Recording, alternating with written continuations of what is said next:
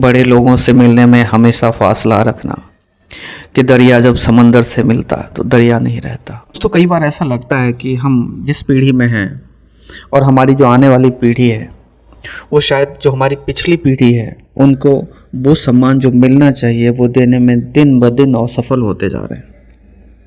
और ये एक कहानी नहीं है, अनगिनत कहानी जो है होती जा रही है इस तरह से। और ख़ासकर तब जब एक महान हस्ती साहित्य और कला क्षेत्र से आते हों। इसकी वजह यह है कि जो हमारा समाज है, जो हमारी आने वाली पीढ़ी है या जो वर्तमान पीढ़ी है, वो शायद ग्लैमर में इस तरह से डूबे हुए हैं। उनको जहाँ पर शोर शराबा जो ग्लैमर दिखता है, चकाचौंध दिखती है, वहाँ पर भागते हुए जाते हैं। लेकिन जो साहित्य से जुड़े हुए लोग हैं, जिन्होंने अपना पूरा जीवन न्योछावर कर दिया साहित्य पे, कला पे, इसके प्रति लोगों की जो धारणा है वो दिन ब दिन कम होती जा रही है। अभी जिस तरह से एक मशहूर जो साहित्यकार, गीतकार, शायर, लेखक जिनका जो निधन हुआ है, बशीर बद्र साहब, और जब उनके जनाजे को देखा, जब लोग उनको सुपुर्द खाक करने जा रहे थे, तो मैं सोच रहा था कि इतने बड़े शायर, इतना बड़ा कलाकार जिसने अपनी पूरी ज़िंदगी देश सेवा में झोंक दी, समर्पित कर दी, और उनके जनाजे पे जो है वो उस हिसाब से जो है वो लोग नहीं दिखे। शाम का नज़ारा था, मंजर था, और लोग मोबाइल का टॉर्च जला करके जो है वो सुपुर्द खाक की जो प्रक्रिया थी उसको मुकम्मल कर रहे थे।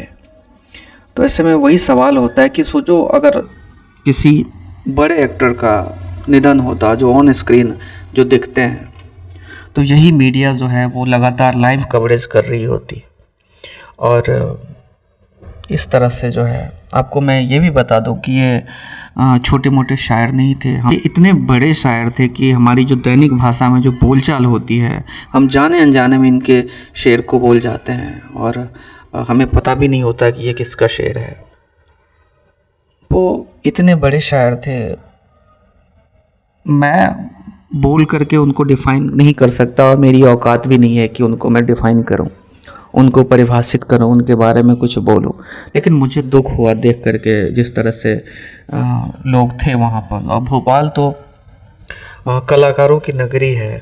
भोपाल में इतने पॉलिटिशियंस, बड़े बड़े पॉलिटिशियंस, कलाकार रहे हैं, साहित्यकार रहे हैं। उसके बाद जो जिस तरह से हमने देखा तो दुख हुआ, और ऐसा नहीं होना चाहिए था। ना कोई राजनीति के क्षेत्र से लोग वहाँ पर इतने बड़े थे, ना मीडिया में जो है उस तरह से कुछ देखने को आया। तो ये कहने का मतलब ये है कि हम जो अपनी जो पिछली पीढ़ी है उसको किस तरह से देख रहे हैं। और ये भी सत्य है कि लोग उगते हुए सूरज को प्रणाम करते हैं, लेकिन हमारे देश में डूबते हुए सूरज को भी की भी पूजा होती है। लेकिन यहाँ पर बात कुछ और थी।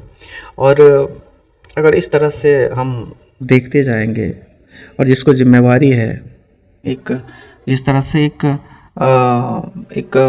ट्रिब्यूट होता है, एक श्रद्धांजलि होती है बशीर बद्र साहब को देश की तरफ से, वो शायद देखने को नहीं मिला जो मिलना चाहिए था। दोस्तों, आप क्या सोचते हैं इस बारे में? कमेंट करके ज़रूर बताइएगा। बहुत बहुत धन्यवाद।